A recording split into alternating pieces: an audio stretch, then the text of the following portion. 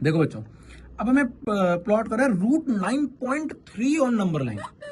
देखो हमने पहले भी पढ़ा था √5, √7, √11 को हमने पुट करना सीखा, √3 को पुट करना सीखा, पर ये पॉइंट में अगर आ जाए तो कहानी बिल्कुल पलट जाती है। तो वैसा क्वेश्चन नहीं होगा, बिल्कुल अलग होगा। इसमें थोड़ा स्टेप्स को ध्यान से समझना, क्योंकि ये थोड़ा मुश्किल लगता है बच्चों को। सबसे पहले रूट के अंदर कुछ भी आ जाए पॉइंट में, √4.9, 7.6, 5.5, कुछ भी आ जाए, जितने भी वो आए, जैसे 9.3 है तो मैं उतनी सेंटीमीटर की एक लाइन खींच लूंगा बड़े प्यार से। देखिए यहाँ पे ये है 9.3 की एक लाइन हम खींच देंगे, ठीक है। ये 9.3 की हमने लाइन खींच दी एक। अब मान लेते हैं इसको ए और इसको मान लेते हैं बी। अब ये ध्यान रखना कि जितने भी सेंटीमीटर की हमने लाइन खींची है 9.3, 4 किसकी भी, उससे 1 सेंटीमीटर एक्स्ट्रा भी खींच दो।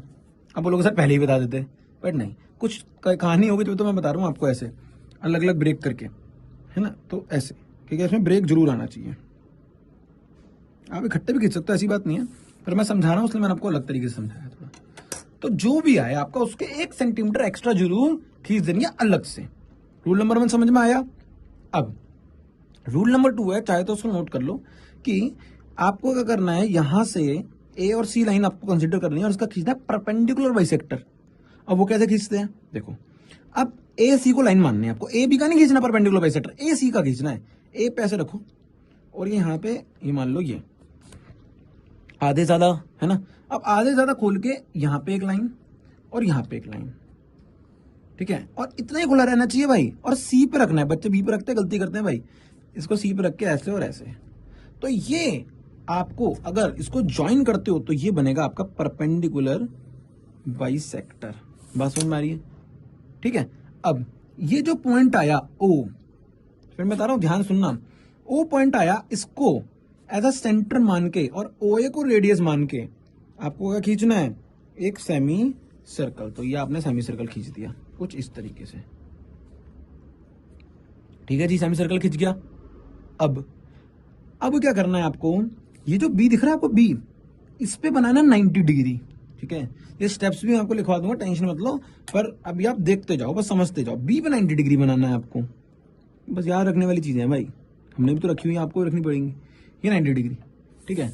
अब आपको क्या करना है, इसमें कितने सेंटीमीटर खींचनी है, तो ये आपको वहां तक खींचनी है जहां तक आपका सर्कल लाया कर रहा है। तो ये आपको खींचनी है यहां तक, देखो बस ये 90 डिग्री होनी चाहिए, ठीक है। यहां तक समझ में आया। दोबारा बताऊं, देखो, जो रूट में होता है उतनी लाइन खींच दो, उससे 1 सेंटीमीटर एक्स्ट्रा भी खींच दो, खींच दी। Rule number 1 done. Rule number 2, AC को लाइन मार के परपेंडिकुलर बाइसेक्टर, यहाँ लाइन, फिर उतने ही पे उतना ही खोल के यहाँ लाइन, सीधी लाइन खींच दी। अब जो लाइन यहाँ पे इंटरसेक्ट हुई है उसको सेंटर मान के सेमी सर्कल बना दिया, सेमी सर्कल। और ये बी पॉइंट है 90 डिग्री की लाइन है।